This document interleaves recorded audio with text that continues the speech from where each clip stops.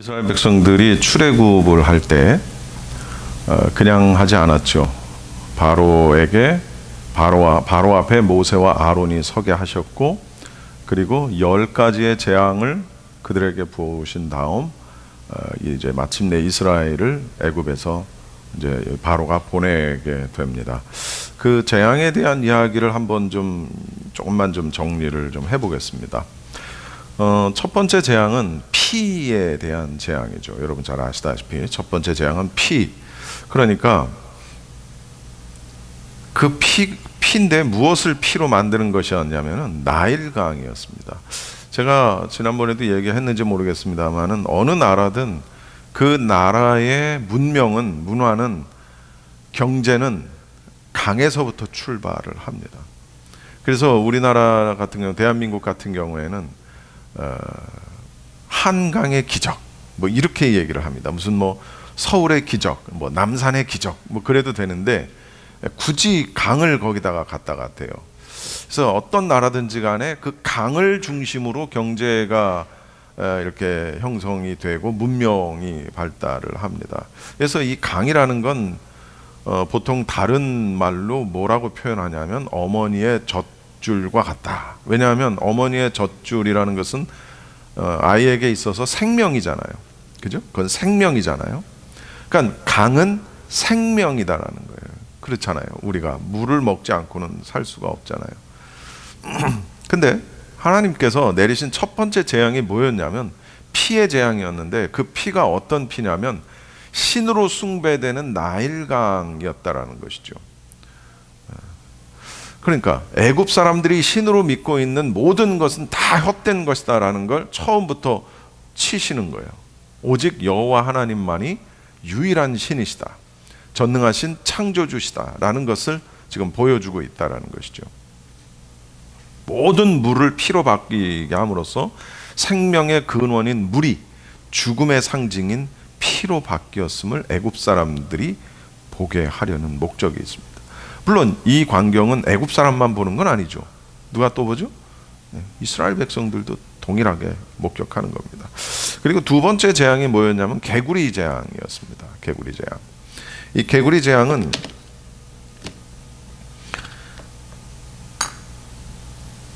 어디에 살고 있는 개구리였냐면 나일강에 살고 있는 개구리였어요.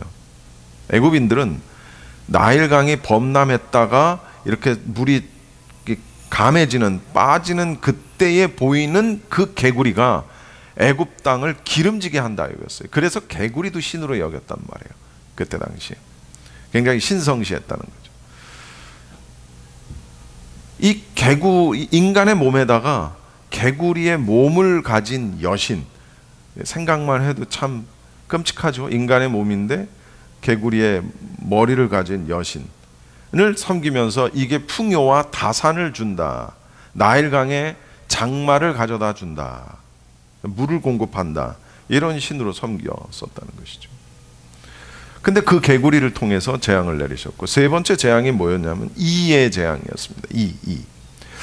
이때부터 조금씩 달라지기 시작하는데, 애굽의 주술사들도 요 전까지는 애굽의 주술사들도 마귀의 힘을 빌어서 그 역사를, 능력을 행했단 말이에요. 그러니까 보세요. 모세와 아론이 명령한 대로 피가 되고 개구리가 되는 그런 광경을 애굽의 주술사들도 그걸 하고 있다? 그럼 바로 입장에서 보면 저거 뭐야 저거? 얼마든지 충분히 그럴 수 있죠. 우리 애굽 주술사들도 하는 걸 가지고 와가지고 뭐 하는 거야? 그런데 세 번째 재앙, 이 티끌이 이가 되게 하는 이 재앙에서부터는 그 주술사들이 그걸 흉내내지 못하게 됩니다. 그래서 주술사들은 이때부터 자신들의 패배를 공식적으로 인정을 하게 됩니다. 이거는 땅으로부터 시작된 재앙인데, 애굽 사람들은 땅의 신 게부를 섬겼던, 그래서 땅의 신에게, 대지의 신에게 늘 제사하고 감사하고 그랬는데, 그 땅으로 하여금 애굽인들에게 괴로움과 죽음을 내리게 했다. 사실은 요 각각에 대한 여러 가지 의미들이 있는데, 뭐 그건 오늘 설교의 주제는 아니니까 제가 그냥 간단하게 요약만 하고 넘어가도록 하겠습니다. 그리고 네 번째 재앙이 뭐였냐면 파리의 재앙이었어요. 파리. 이전에 첫째 재앙부터 셋째 재앙까지는 이스라엘 백성들도 다 포함이 됐어요. 그 괴로움에 이스라엘 백성들도 다 포함이 됐는데, 이 넷째 재앙, 파리의 재앙부터는 어떤 역사가 일어나냐면 여호와께서 이스라엘 사람하고 애굽 사람을 구분하시기 시작을 하는 거예요. 그걸 뭐라 그러죠? 구별한다. 구분한다. 정말 신기한 것이죠. 이스라엘이라는 나라가 이렇게 있는데 전체적으로 내려지는 그런 어떤 재앙 속에 어떤 한 고센이라는 땅에 있는 그 재앙이 내리지 않는다? 굉장히, 그렇죠? 차라리 여기만 내리게 하는 건 쉬울지 몰라. 그런데 전체가 내리는데 여기만 안 내리게 하는 게 더, 어떻게 보면 더 큰 이적처럼 느껴집니다. 애굽 땅을, 이 애굽 땅 전체를 하나님이 관장하고 계신다라는 걸 보여준다라는 것이죠. 다섯 번째 재앙이 뭐냐? 다섯 번째는 가축, 그들이 가지고 있는 가축에 대한 돌림병입니다. 물론 이것도 이제 애굽인과 이스라엘 백성을 구분하시죠. 애굽의 가축들만 심한 돌림병에 걸리게 되죠. 그리고 여섯 번째 재앙이 뭐냐면 악성 종기입니다. 종기. 자, 이 종기, 이게 어느 정도냐면 이게 사람의 생명을 위협하는 수준이라는 것이죠. 이 종기라는 것이. 주술사들도 마찬가지고 바로도 마찬가지고 그의 신하들도 마찬가지고 악성 종기가 나서 고통을 받습니다. 이 종기라는 게요, 굉장히 무섭습니다. 굉장히 고통스럽고요. 주술사들도 그런 고통을 겪고 이러니까 주술사들도 짜증이 나기 시작을 했고, 백성들이 이제 점점 더 이제 분노하기 시작을 하면서 이 바로는 애굽의 통치권을 잃어가기 시작을 합니다. 이 종기도요, 하나님이 그냥 무조건 종기를 내리신 게 아니라 그 종기도, 이것도 애굽 백성들이 섬기는 신에 대한 징벌이에요. 뭐냐? 의학의 신이라는 게 있어요. 의학의 신. 참 별놈의 신도 다 있어. 좀 이따 보면 또 희한한 신이 있어요. 의학의 신. 그러니까 의학의 신을 쳐서 종기가 났으면 의학의 신이면 얼마든지 그걸 치료할 수 있어야 되는데 못하는 것이죠. 그리고 일곱 번째가 뭐냐면은 우박입니다. 우박. 그 지난주에 미국의 세 개 도시에서 우박이 내렸어요. 혹시 뉴스를 여러분 들으셨는지 모르겠습니다만, 그 우박이 어느 정도의 우박이었냐면 그냥 제 주먹만한 거예요. 테니스공만한 거니까, 야구공, 테니스공만한 거니까 제 주먹만한 우박이 세 개 도시에서 무차별적으로 떨어졌어요. 이거에 맞으면 죽어요. 돌멩이를 가지고 이마에다, 머리에다 던지면 어떻게 되겠어요? 사람 죽는 거예요. 자동차 유리가 다 깨지고 무슨 벽, 천, 지붕 이런 데가 전부 다 파손이 됐어요. 우박이 떨어져가지고. 야, 물론 이때 당시에도 우박으로 인해서 굉장히 많은 사람들이 그 우박에 맞아 죽게 되죠. 이거는 대기와 공중을 주관하고 계시는 하나님 재앙이죠. 근데 고센 땅에는 우박이 내리지를 않아요. 생명과 관련된 재앙이죠. 이것도 일종의 경고입니다. 그리고 이제 여덟 번째 재앙이 뭐냐면 메뚜기 재앙입니다. 여러분, 농경지대에서 가장 그 두려워하는 재해 중에 하나가 뭐냐면 이 메뚜기예요. 왜냐하면 이 메뚜기가 한번 이렇게 지나간 자리는 아무것도 남지 않습니다. 근데 이 메뚜기의 재앙은 요즘도 심심치 않게 벌어져요. 물론 국지적으로 벌어지기는 하지만 메뚜기들이 하늘을 날아가면 해가 가려질 정도로 그 수억 마리가 한꺼번에 날아가면서 이 풀밭에 내리면, 곡식밭에 내리면 아무것도 남지를 않습니다. 곡식을 순식간에 파괴해버리는 재앙이죠. 이것도 역시 땅에 대한 무능함을 하나님께서 나타내시는 겁니다. 그 다음에 9번째 재앙이 뭐냐면 그 다음이 이제 흑암의 재앙입니다. 이 재앙은 그들은 그렇게 생각했어요. 태양 숭배의 중심지였단 말이에요. 거기가. 그러니까 세상에서 가장 해가 잘 드는 나라 위에 이 흑암의 재앙이 내리는 거예요. 그래서 태양의 집이라는 걸 의미하는 헬리오폴리스라는 라고 불리는 도시는 태양 숭배의 중심지였는데, 그렇기 때문에 이 흑암 재앙이라는 것은 애굽인들이 최고로 여기는 신, 태양신, 이 태양신으로부터 재앙을 내리시고 여호와만이 신중의 신이다. 태양신이 아니라 여호와만이 신중의 신이다. 이게 바로 흑암 재앙이라는 것이죠. 자, 그리고 이제 마지막으로 애굽에 내려진 재앙이 뭐냐? 그것은 전무후무한 재앙입니다. 애굽 땅에 있는 모든 생물 가운데 첫 번째 난 자들의 죽음이에요. 그건 뭐 바로 뭐 신하들, 뭐 심지어 애굽의 노예들, 더 심지어는 그 가축들이 나온 처음 난 새끼까지도 다 죽게 되죠. 일순간에 모조리 생명을 잃습니다. 여러분 생각해 보십시오.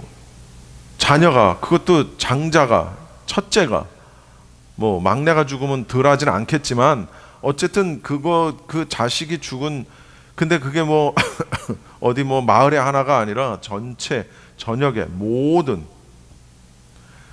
그 전무후무한 재앙으로 인해서 그 애굽 땅에서 들려오는 그 비명 소리, 그 통곡의 소리가 들리는 듯합니다. 그건 정말 너무나 비참한 것이죠.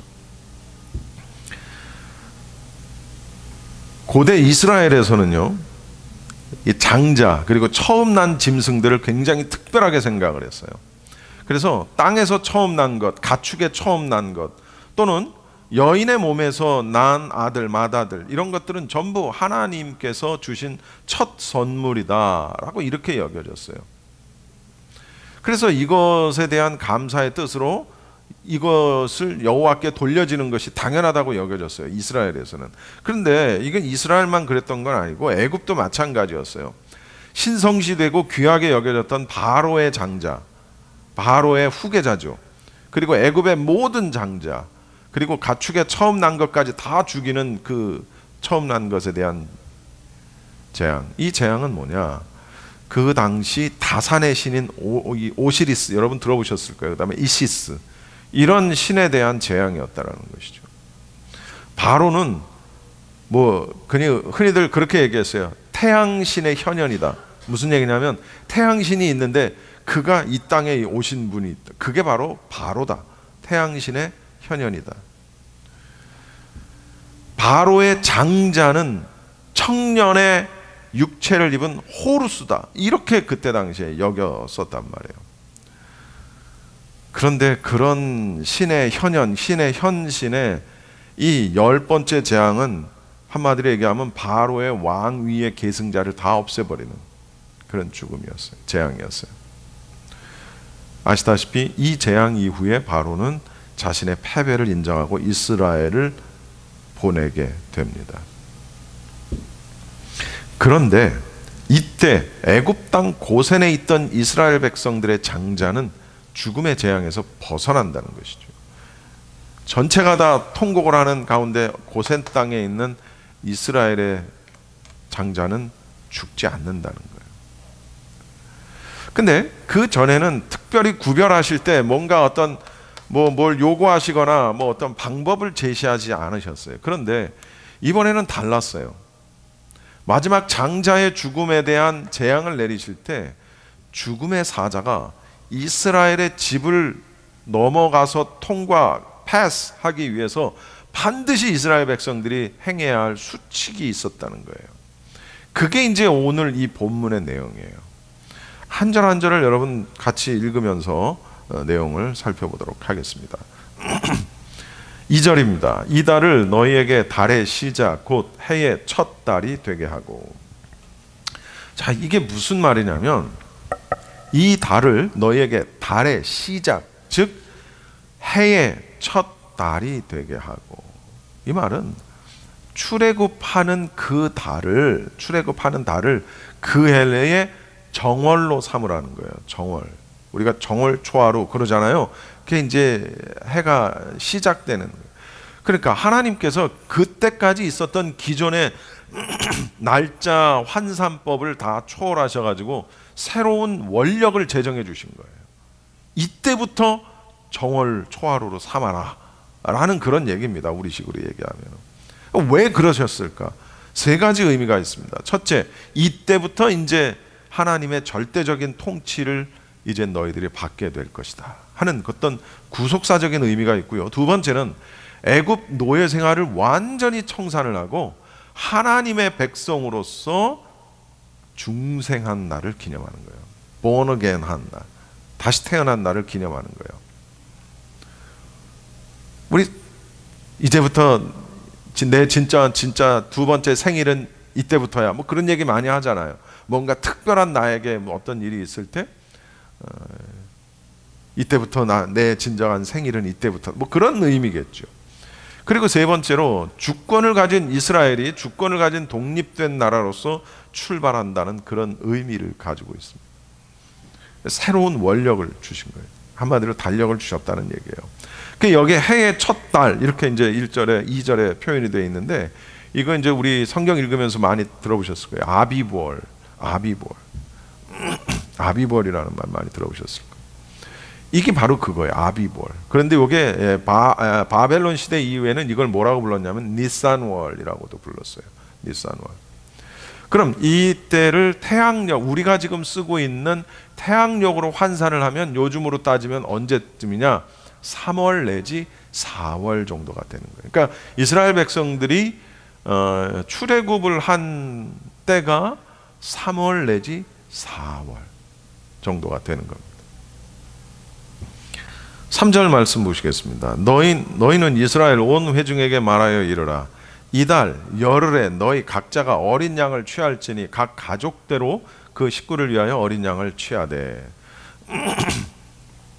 여기서 말하면 어린 양을 취하라. 어린 양을 취하라. 문자적으로는 이게 어린 양이나 혹은 염소, 새끼 염소를 가리키기도 합니다. 이게 굉장히 중요한 예표론적 의미를 가지고 있죠. 우리 어린 양 많이 얘기하잖아요. 어린 양이 누굽니까? 바로 인류의 죄를 대속하기 위해 자신의 몸을 십자가에 달려 돌아가신, 죽으신, 내어주신 예수 그리스도를 상징하는 것이죠. 그리고 여기서 보면 각 가족대로 어린 양을 취하는데 각 가족대로 하래요. 각 가족대로. 이게 어떤 의미냐?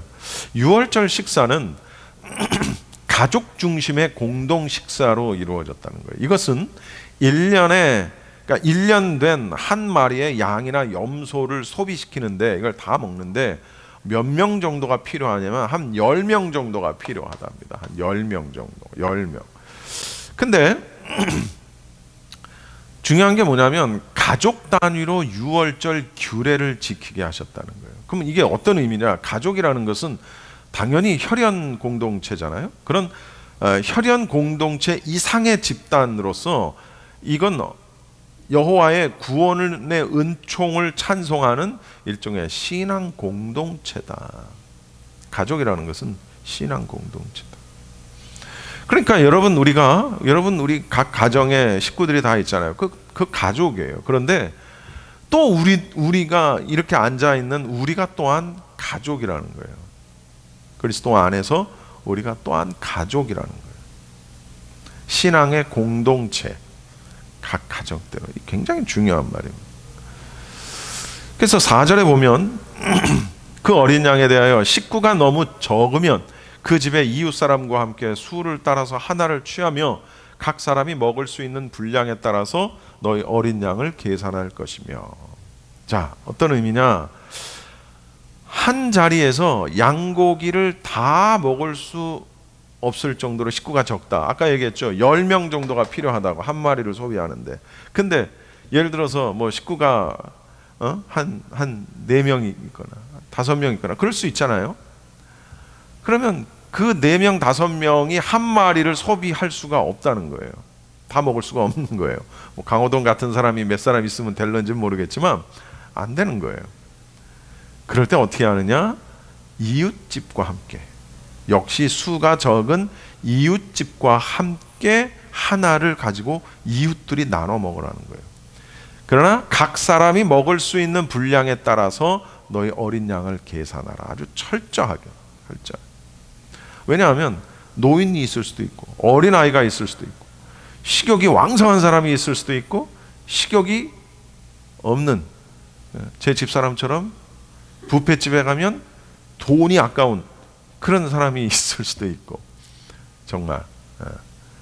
그러나 또 어떤 사람은 뷔페집에 데리고 가면 정말 본전 이상을 뽑고 나오는 그런 사람도 있을 수 있죠. 그러니까 각 사람이 먹을 분량에 따라서 양을 잡아라.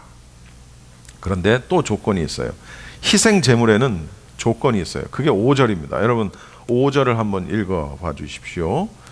시작. 너희 어린 양은 흠없고 1년 된 수컷으로 하되 양이나 염소 중에서 취하고. 자, 4가지 조건이 있다고 제가 말씀드렸죠. 뭐냐? 첫 번째, 흠이 없어야 돼요.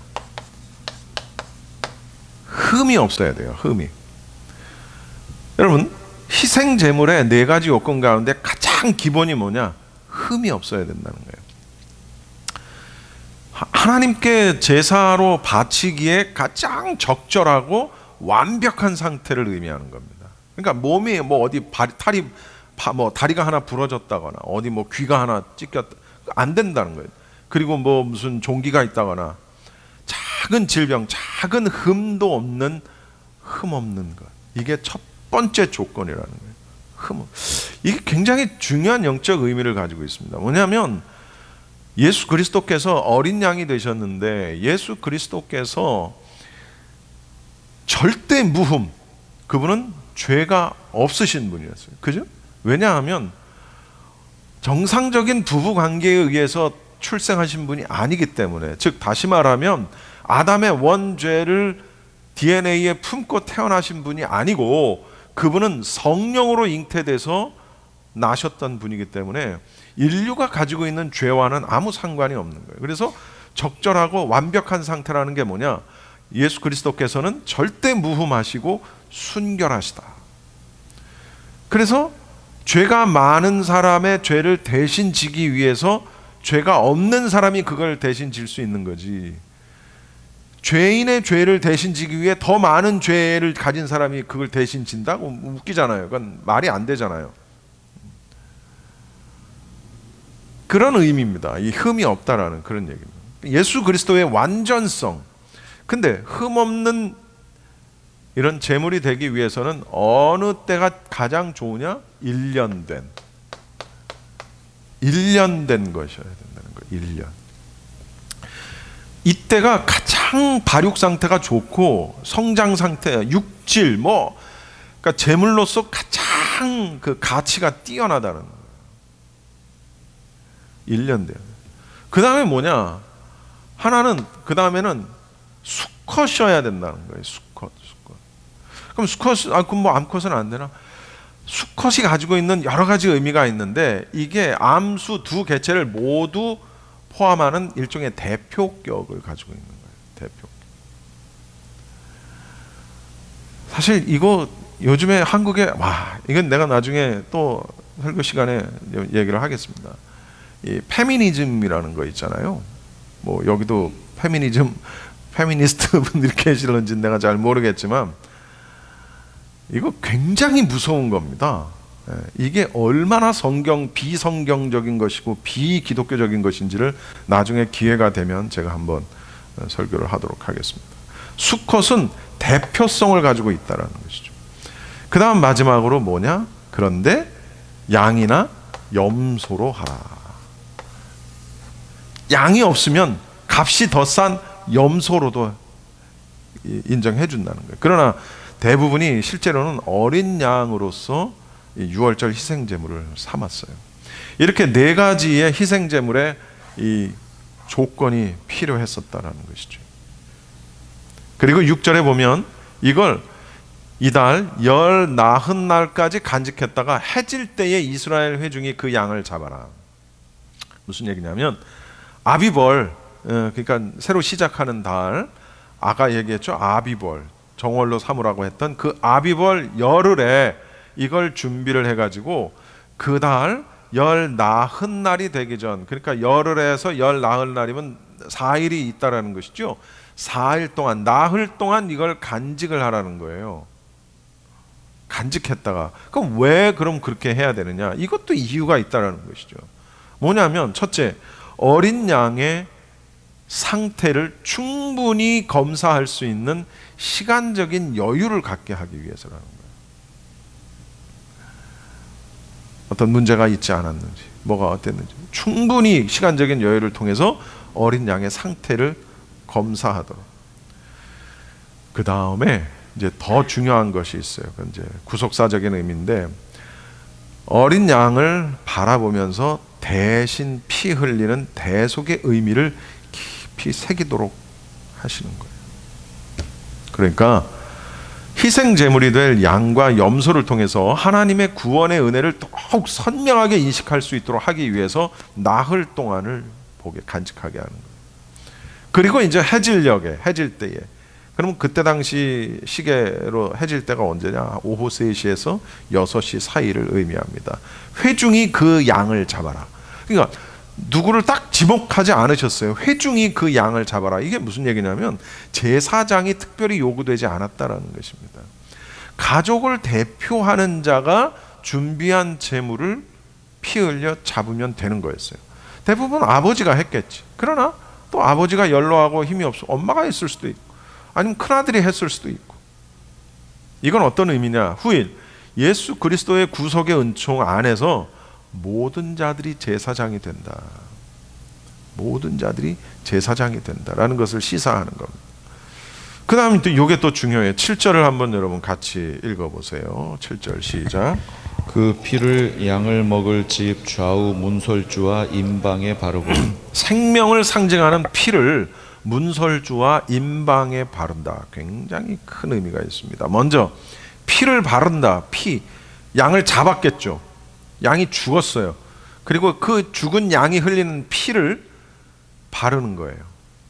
속죄의 행동을 나타내는 것입니다. 그리고 이것은 이스라엘 백성에게 있어서 멸하는 자로부터 구원과 보호받는 일에 대한 일종의 사인, 표식이기 때문에 굉장히 중요합니다. 그런데 이 피를 바른다라는 의미는 하나님의 계획을 믿음으로 인정해야 가능한 거예요. 그렇죠? 그분이 명하시는 명령을 온전히 따른다는 순종이 전제가 되어야 된다는 거예요. 이런 그 경우가 또 하나 있었죠. 불뱀에 의해서 물려 죽는 이스라엘 사람들, 장대에 달린 놋뱀을 달아놓고 이 놋뱀을 보는 자들마다 살 것이다 했을 때 그걸 순수하게 믿고 그걸 본 자들은 살았겠지만, 말도 안 되는 소리하고 앉았어. 지금 뱀에 물려서 막 다 죽어가는데 뭘 장대 위에 놋뱀을 보면은 산다는 게 말이 돼 하고 안 보면 죽었다는 거예요. 그러니까 그 믿음, 신뢰, 그리고 순종, 이것이 얼마나 중요한 것이냐. 여러분, 신앙생활이라는 거는 별거 아니에요.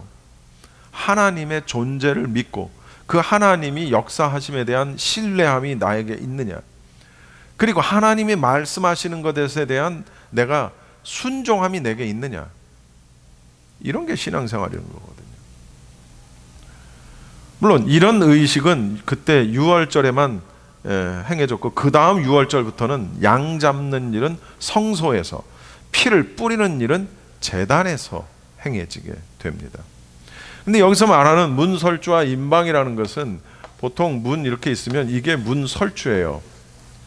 그리고 여기 임방입니다. 임방. 여기다가 뿌리라는 거예요. 여기다가. 여긴 뭐죠? 보통 문지방이라고 그러잖아요. 문지방에는 뿌리지 않아요.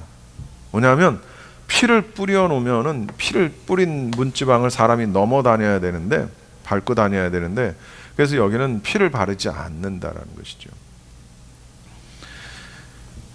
이거를 믿고, 아마 근데 이거 뭐 무슨 의미가 있어라고 안 한 사람은 없지 않을까 싶어요. 왜냐하면 애굽의 고센 땅에 살면서 자기들이 있는 곳에 흑암이 내리지 않고 파리의 재앙이 내리지 않고 하는 이런 모든 것들을 눈앞에서 보고 아마 이스라엘 사람들이 이건 의미가 없을 거야 이렇게 생각한 사람은 아마 없었을 거라고 저는 믿습니다. 근데 이것뿐만이 아니라 8절에 보면은 그 밤에 그 고기를 불에 구워서 무교병과 쓴 나물과 아울러 먹어라. 무슨 얘기냐면 여러분, 무교병이라는 게 뭐냐면 효소의 역할을 하는 누룩 있죠. 이 누룩을 넣지 않고 만든 빵을 무교병이라고 합니다. 그러니까 이게 무슨 얘기냐, 누룩은 이렇게 부풀리게 되는 역할을 하는데 이 부풀릴 시간조차도 없는 첫 유월절에 아주 긴박한 상황을 나타내는 것이다. 그리고 또 누룩이 상징하는 것이 있어요. 누룩은 굉장히 긍정적인 의미도 있고 굉장히 부정적인 의미도 있습니다. 근데 누룩의 여기서 말하는 부정적인 의미는 뭐냐면 바로 이게 옛 죄, 나의 죄, 그리고 옛 생활의 상징이기 때문에 무교병은 그 거룩한 자가 먹을 신령한 음식을 상징하는 것입니다. 그 누룩이 빠진 이제 구속받은 거룩한 자가 먹을 신령한 음식. 근데 쓴나물을 또 먹으래요. 쓴나물. 이게 뭐냐면 이것은 애굽의 쓰라린 생활을 상징합니다. 이 쓴나물이라는 게 구체적으로 어떤 나물인지는 제시되어 있지는 않아요. 그러나 뭐 여러 가지 쓴나물이 있을 수 있겠죠. 이런 것을 먹을 때마다 애굽에서 있었던 쓰라린 옛 생활을 돌아보라라는 그런 의미가 있다는 거예요. 그리고 그것으로부터 피 흘려서 구원해 주신 하나님의 은혜에 감사해야 한다. 그래서 아울러서 먹으라는 거예요. 또 9절에 보면 날것으로나 물에 삶아서도 먹지 말고 머리, 다리, 내장을 다 불에 구워서 먹어라. 이게 유월절 식사 의례입니다. 반드시 지켜야 할 금기조항입니다. 날것으로도 물에 삶아서도 먹지 마라. 머리와 다리와 내장은 다 불에 구워서 먹어라. 하여튼 이런 것들을 다 이렇게 아주 너무나도 구체적으로 제시를 해주셨어요. 그리고 10절에 보면 아침까지 남겨두지 말고 혹시 아침까지 남은 게 있으면 어떡하라? 다 불살라버려라. 유월절 음식인 이 양고기는 굉장히 거룩한 음식으로 취급이 됐기 때문에 혹시 먹다가 남은 조각이 있을 경우에 어떻게 되겠어요? 그 음식이 상할 수도 있고 또는 사람이나 혹은 다른 어떤 짐승이 아무렇게나 취급할 수 있죠. 그것을 더럽힐 우려가 있다. 이게 어린 양인데 이 어린 양은 예수 그리스도를 예표하는 귀한 성물인데 이걸 함부로 취급할 수 있다. 그래서 이런 규례는 율법이 제정된 이후에 드려진 모든 희생 제사의 희생 제물에도 동일하게 적용이 됩니다. 그리고 11절에 너희는 그것을 이렇게 먹어라. 허리에 띠를 띠고 발에 신을 신고 손에 지팡이를 잡고 급히 먹어라. 이것이 여호와의 유월절이니라. 이게 어떤 의미냐? 굉장히 마치 출동 대기 중인 군인들처럼 먹으라는 거예요. 허리 띠고 발에 신을 신고 지팡이를 잡고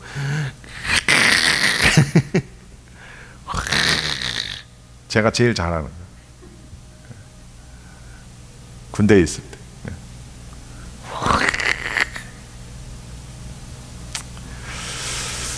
왜냐하면 출애굽 명령이 어느 순간에 내려질지 아무도 알지 못하는 상태였기 때문에 명령이 주어지면 곧바로 떠날 수 있게 준비를 철저히 하고 매사를 신속히 진행하라라는 그런 뜻이 여기에 담겨 있는 겁니다. 다시 말하면 430년간 기다렸던 출애굽이 이제 목전에 있다라는 걸 시사하는 것이다라는 거죠. 그러면서 11절 마지막에 뭐라고 되어 있냐면 이것이 여호와의 유월절이니라. 멋있죠? 이것이 여호와의 유월절이니라. 우리말로 유월절이라고 번역이 됐죠. 이게 원어에는 패사흐라고 이렇게 원어입니다. 이건 이제 영어로 얘기하면 패스오버였다, 패스오버였다. 이게 넘어갔다. 문인방과 문설주와 문인방에 피를 바른 그 집은 죽음의 사자가 이걸 확인을 하고 넘어갔다는 거예요. 이 집으로 들어가지 않고 패스오버했다. 넘어갔다는 거예요. 이걸 표식 삼아서 넘어갔다. 이미 피 묻은 이스라엘의 집, 이미 여기에 어떤 대가가 있는, 피 묻은 대가가 있는 이 집은 들어가지 않고 넘어갔다. 이게 6월절입니다. 이게 6월절이에요. 이 6월절은 그래서 여호와의 구원의 행위를 기념하는 절기이기도 하고, 이렇게 해서 구원해 주셨다. 또 애굽에서 종살이를 했는데 그 종살이에서 이스라엘 백성들이 해방됐다. 두 가지 의미를 동시에 다 가지고 있는 거예요. 6월절은 구원받았다, 그리고 해방되었다 라는 두 가지 의미를 다 갖고 있는 게 6월절이란 말이에요. 봄절기의 아주 가장 기본, 절기 중에 가장 기본이 되는 절기, 예수님의 초림을 상징하는 6월절. 그리고 12절 여러분 같이 한번 읽어봅시다. 12절 다 같이 시작. 밤에 애굽 땅에 두루다니며 사람이나 짐승을 막론하고 애굽 땅에 있는 모든 처음 난 것을 다 치고 애굽의 모든 신을 내가 심판하리라. 나는 여호와라. 사람과 짐승을 막론하고 애굽의 모든 장자, 초태생, 처음 난 것들에 대한 죽음. 여기 아주 답을 가르쳐 주셨어요. 이렇게 하는 이유는 애굽의 모든 신을 내가 심판하는 것이다. 애굽의 각종 신에 대한 징벌. 애굽에는 대표적으로 8가지의 대표 신이 있다고 제가 지난번에 말씀드렸죠. 장자의 죽음에는 바로의 장자도 포함이 됩니다. 그죠? 그때 당시에 애굽에서는 바로와 그의 아들까지 신격화된 상태였기 때문에 이 바로의 장자의 죽음은 한마디로 얘기하면 애굽 신에 대한 징계로 간주가 될 수 있다라는 겁니다. 또 뭐 많아요. 고양이, 암소, 뭐 염소, 하여튼 각종 짐승의 형태로 이렇게 형상화된 신들을 숭배를 했습니다. 그리고 13절에 보면 내가 애굽 땅을 칠 때 그 피가 너희 사는 집에 있어서 너희를 위하여 표적이 될지라. 예, 이 얘기예요. 이렇게 여기에 표적이 된다. 표적이. 근데 내가 이 피를 볼 때에 너희를 넘어가겠다. 아, 여기는 내 백성의 집이다. 넘어가시겠다. 재앙이 너희에게 내려 멸하지 아니하리라. 아, 이게 바로 예수 그리스도예요. 예수 그리스도의 피. 예수 그리스도의 피. 재앙이 너희를 넘어가리라. 우리는 다 죽죠. 그죠? 육체적인 죽음은 뭐 말할 것도 없지만 우리는 영적으로도 다 죽습니다. 그 영적으로 죽는다라는 의미가 무엇이냐? 지옥 간다. 뭐 그렇게 표현할 수도 물론 있겠지만 그건 너무 초딩적인 표현이고, 우리가 죽음이라는 것은 하나님과 우리 사이의 관계의 단절을 말하는 것입니다. 죄도 그런 의미를 포함하고 있고, 우리가 영적으로 죽었다라는 것은 하나님과 나 사이에 이제 연결고리가 없어진 거, 끊어진 거예요. 끊어진 거예요. 끊어진 거예요. 그런데 그렇게 다 죽을 수밖에 없었던 우리인데, 바로 이 문설주와 임방에 발려진 어린 양의 피처럼 예수 그리스도께서 제물이 되셔서 오셔서 이제는 더 이상 매번 짐승을 잡지 않고 예수님께서 단번에 단 한 번으로 모든 죄사함 제사의 효력을 발생시키게 하셨다라는 거예요. 예수님께서 오시는 그날까지 그 효력이 유지가 된다는 거예요. 예전에는 계속 짐승을 잡아야 돼요. 각을 뜨고 태우고. 그런데 예수님께서 모든 제물의 대표성을 가지고 한 번에 죽으셨고, 그리고 그 한 번의 죽으심으로 인한 그 효력은 계속해서 유지가 된다. 그래서 2000년 전에 돌아가신 예수 그리스도께서 오늘날 나와 무슨 상관이 있느냐 이런 식으로 얘기하면 정말 멍청한 거라는 것이죠.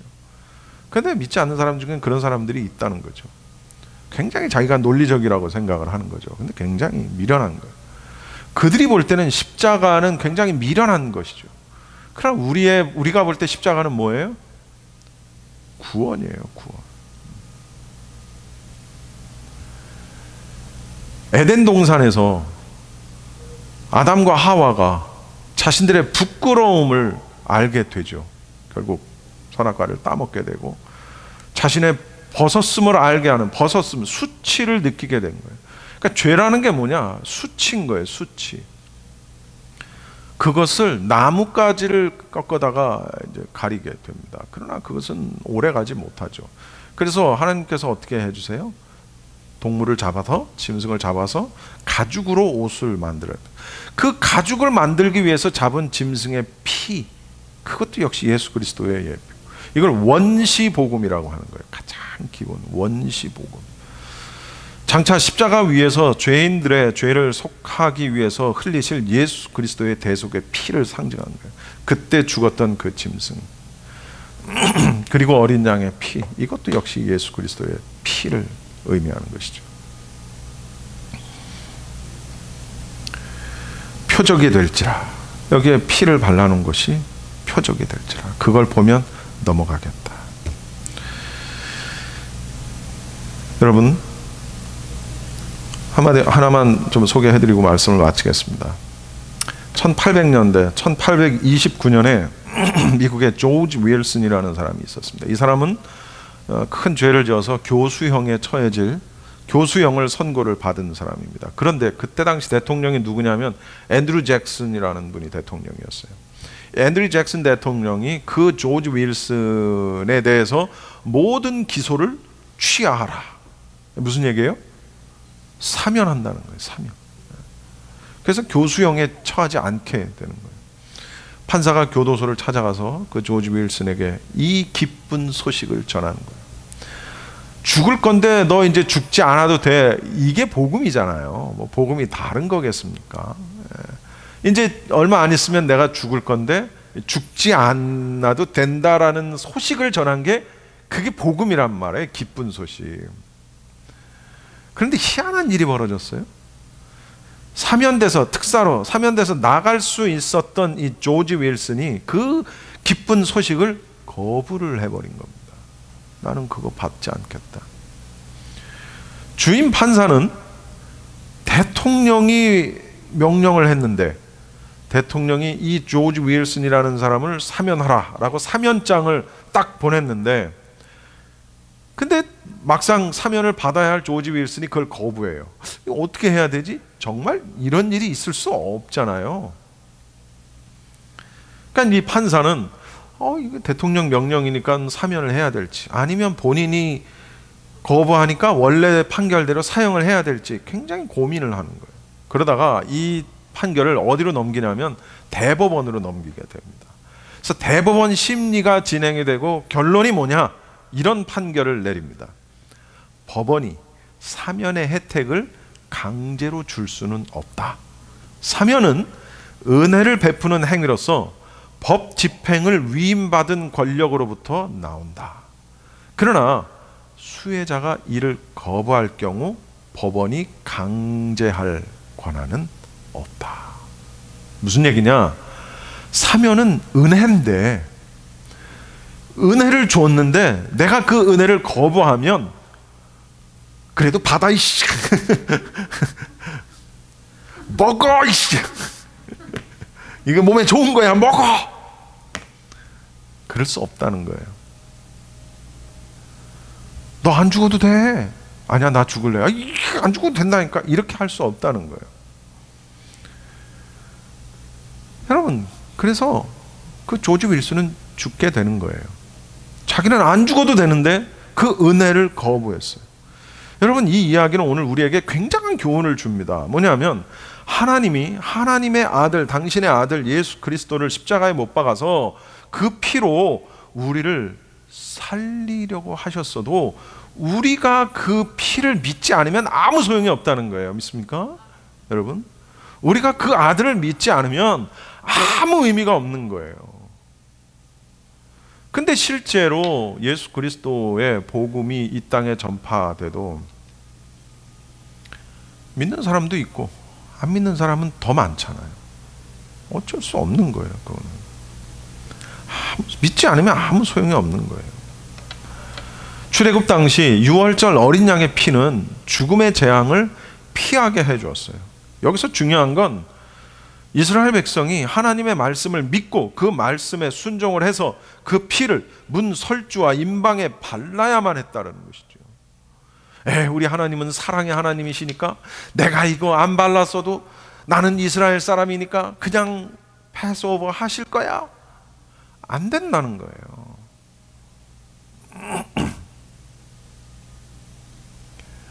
예수님은 완전한 어린 양으로서 십자가에 달려 피 흘리심으로 인해서 우리를 모든 죽음과 저주에서 속량하셨어요.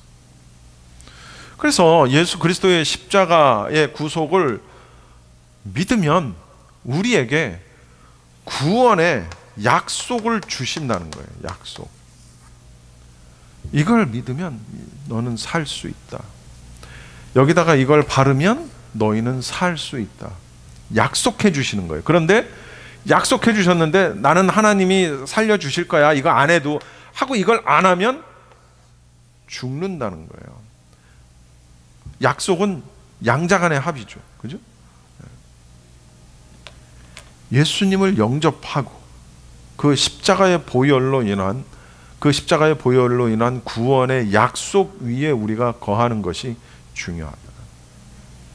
그리고 구원의 성취를 바라볼 수 있는 이루는 그날까지 우리가 그 약속 위에 머물러서 최후 승리의 순간까지 가야 된다.